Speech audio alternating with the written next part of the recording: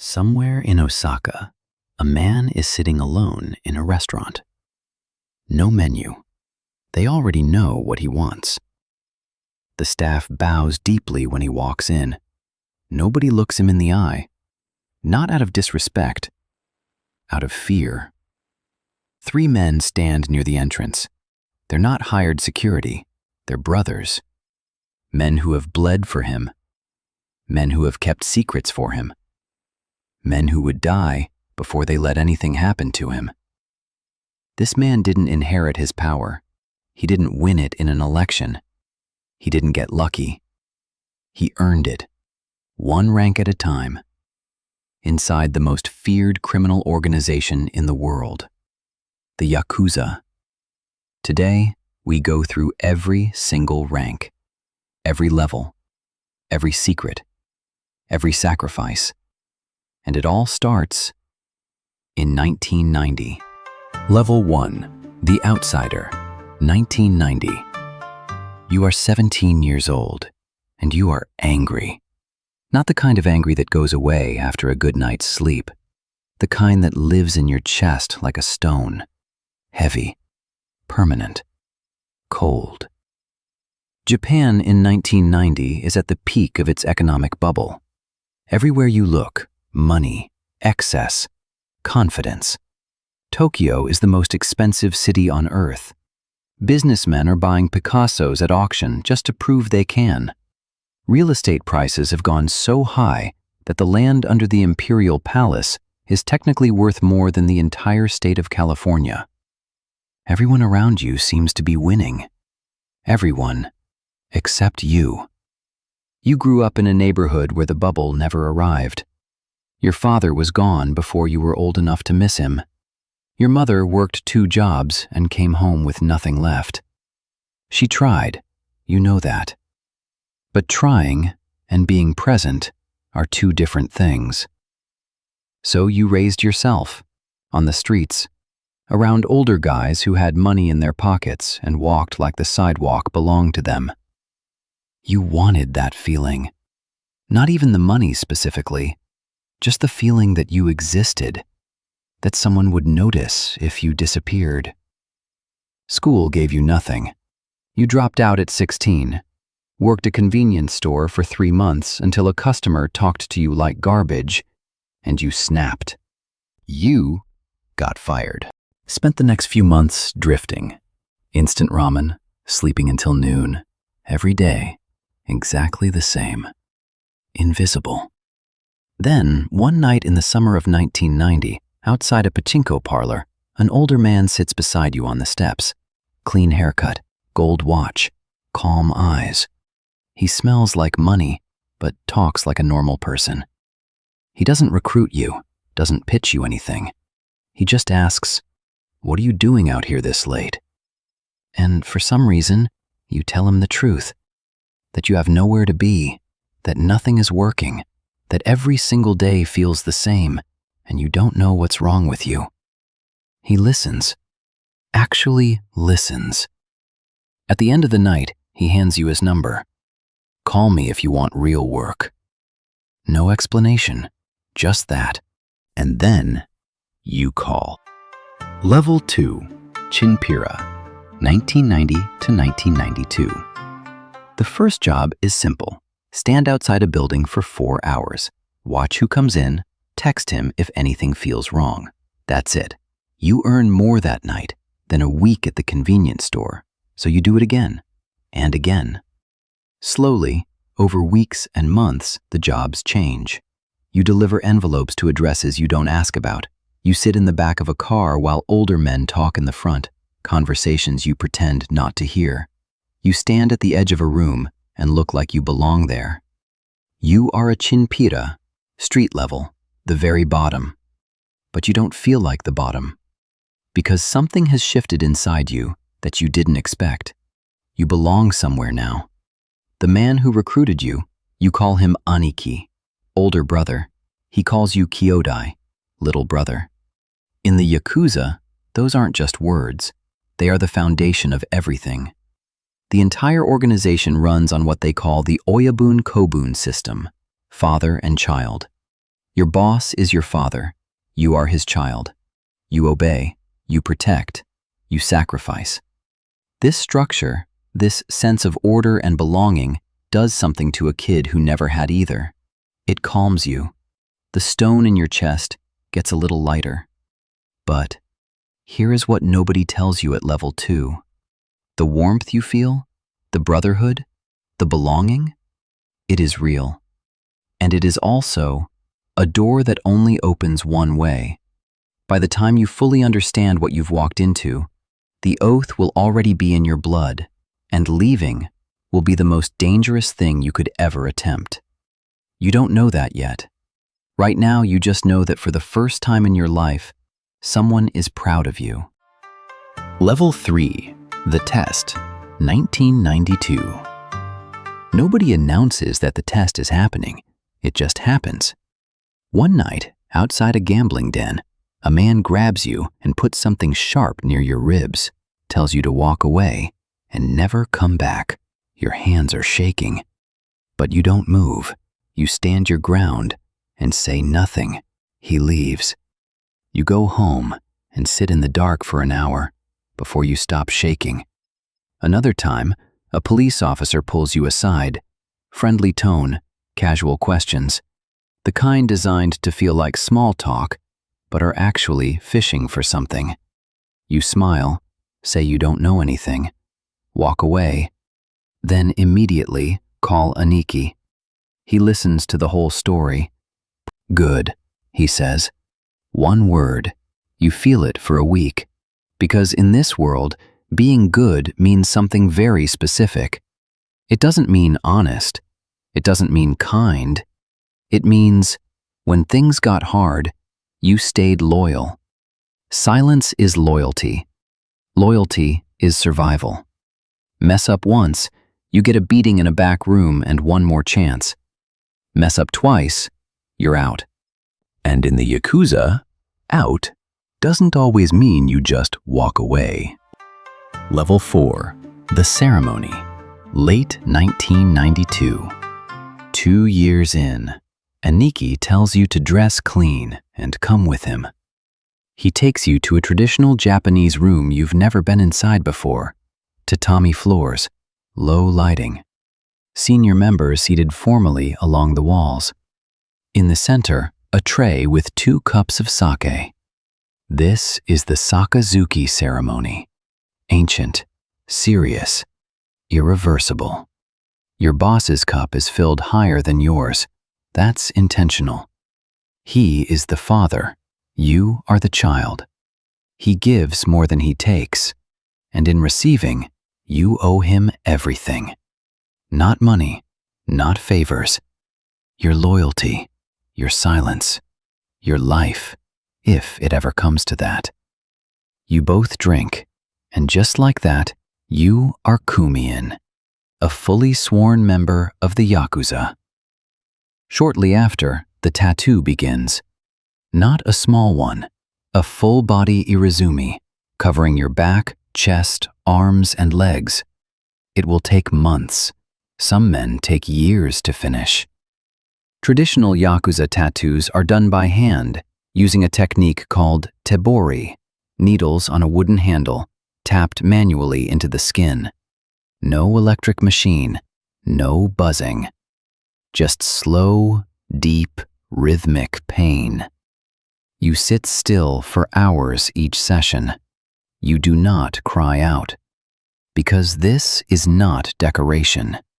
This is your oath, made permanent on your body. Dragons for power, koi fish for perseverance, cherry blossoms for the beauty and shortness of life. Every image means something. Every session is another test of how serious you are. And when it's finished, you carry the mark of the Yakuza on your skin forever. Which is also why Japanese bathhouses and public pools post signs to this day.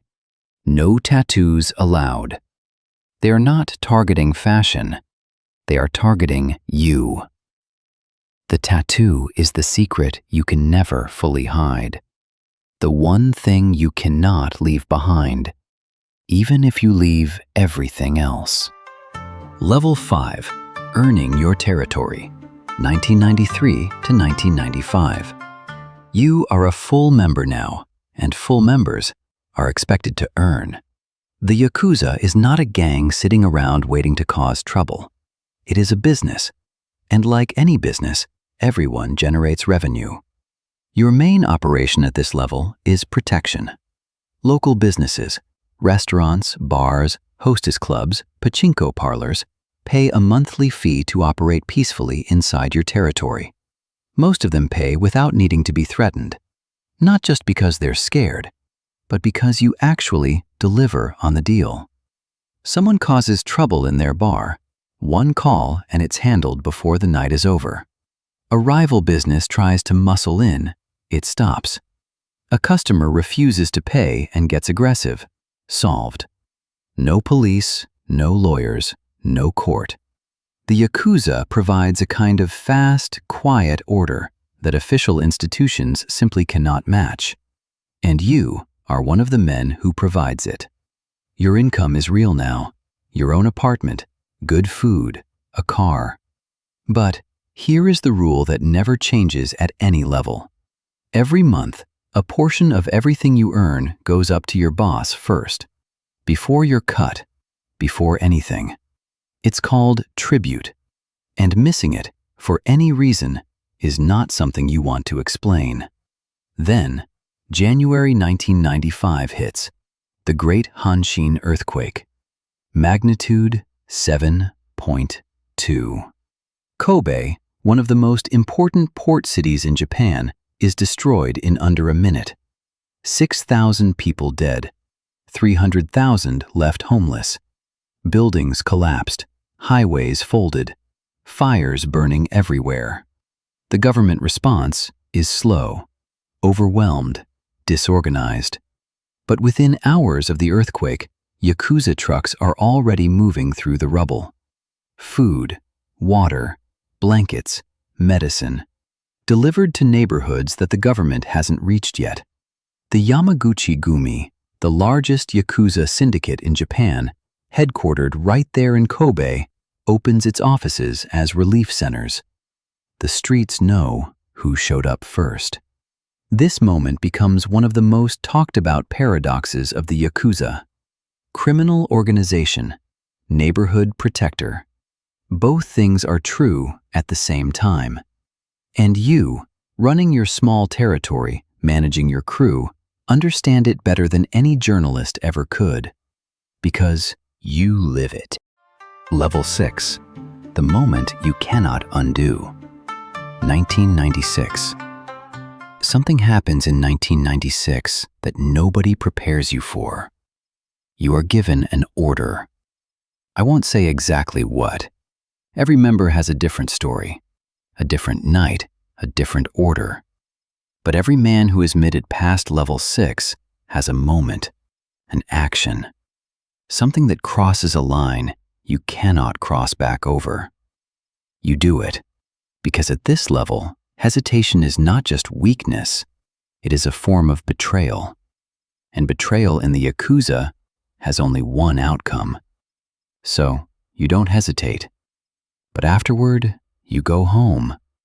You sit alone in your apartment. You don't sleep much.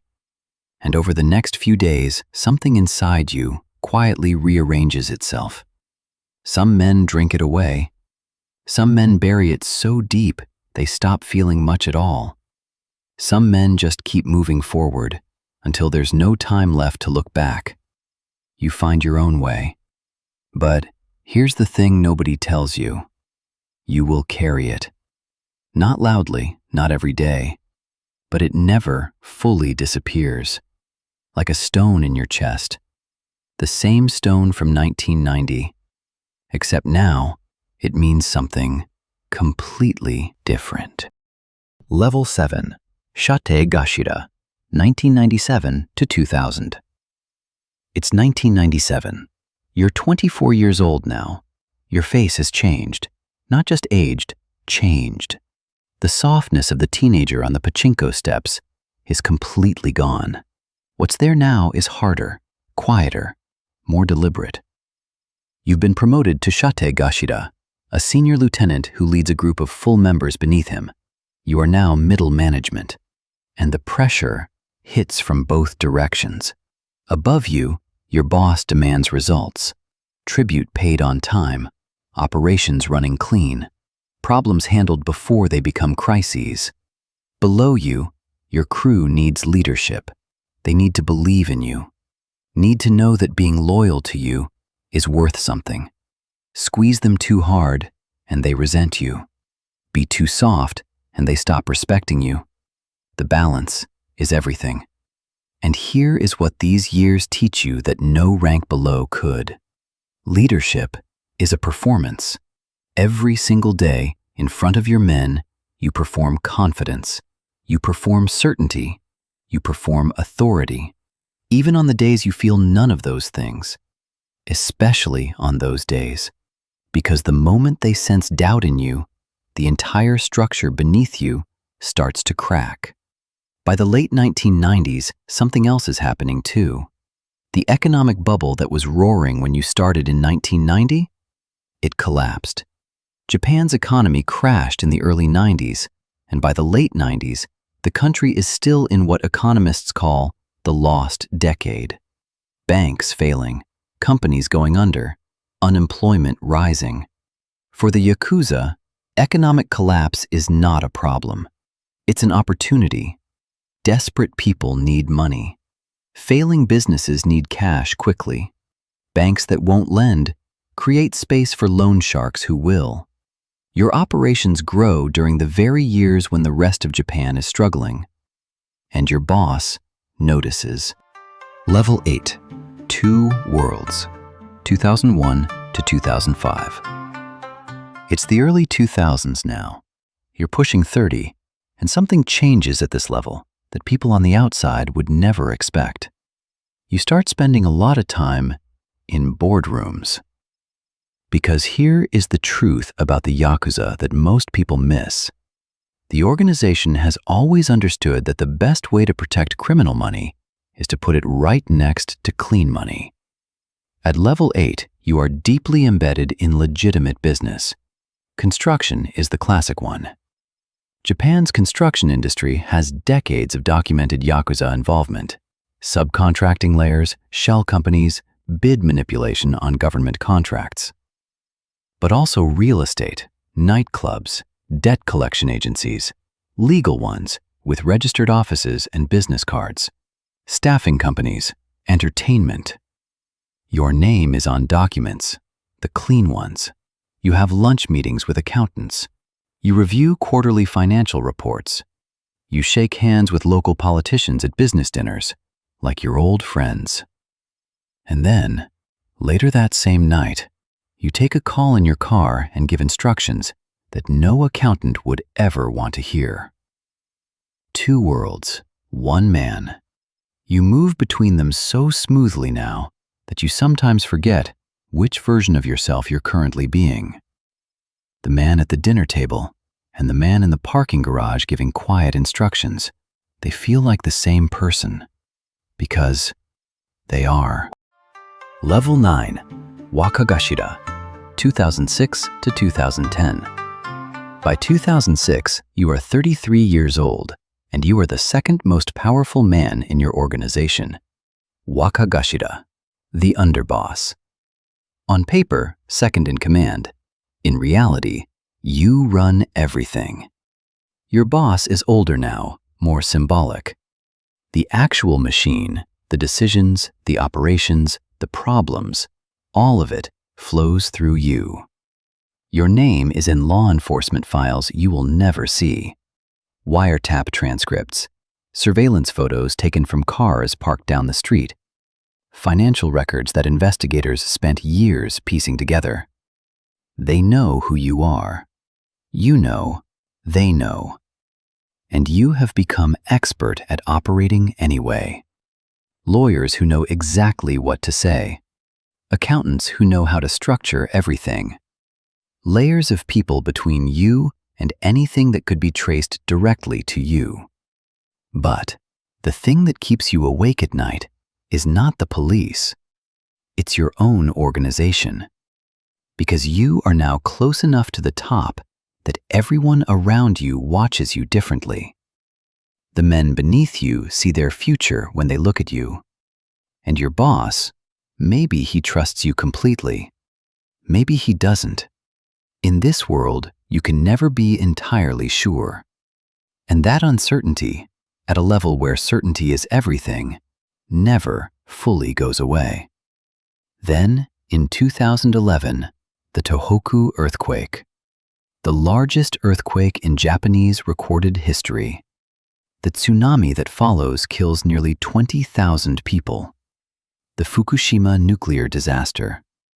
Japan is shaken to its core. And once again, Yakuza trucks are among the first to move toward the disaster zone. Supply convoys, relief operations. The same paradox from 1995. The criminals who show up like neighbors. You coordinate part of the relief effort yourself. Nobody outside the organization will ever know that. Nobody inside forgets it. Level 10, Oyabun, 2012 to present. The call comes on a quiet morning in 2012. Your boss is gone. After everything, he is gone.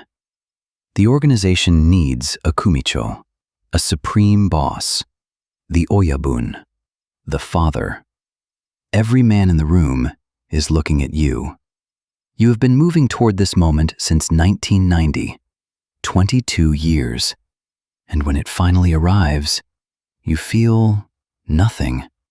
Not joy, not excitement, not even relief. Just the weight of what you are now carrying. You accept. 2012 is also the year Japan tightens its anti-Yakuza laws further. This is not a coincidence in your life. You inherit the throne at the exact moment the walls start closing in. In 1992, Japan passed the first real anti-Yakuza laws, the Boryokudan Countermeasures Act. Banks could refuse accounts. Landlords could deny leases. But enforcement was soft for years. By 2012, it is not soft anymore. The Yamaguchi Gumi, the largest Yakuza syndicate in the world with over 80,000 members at its peak, is shrinking. Membership falling every year. Revenue streams being cut off one by one.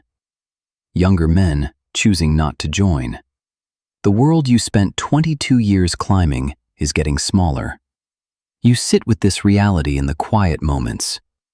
The throne you spent your entire life earning exists inside a kingdom that is changing in ways you cannot fully control. But tonight, a man in a perfectly pressed suit walks into a restaurant in Osaka. No menu. They already know. The staff bows. 3 men by the door.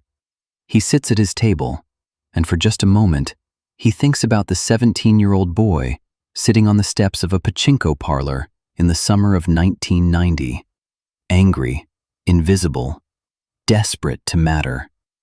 He thinks about 1992, the ceremony, the sake, the oath. He thinks about 1995, Kobe in rubble, and Yakuza trucks moving through smoke. He thinks about 1996, the night he cannot undo. He thinks about 2006, the weight of running everything from the shadows. He thinks about 2011, coordinating relief convoys while the government scrambled. He thinks about everything that boy became, everything he gave up, everything he destroyed, everything he built. And he picks up his chopsticks, and he eats, because this is his life. He chose it, 1 year at a time, 1 rank at a time. And he would do it again. That's your life, at every rank in the Yakuza.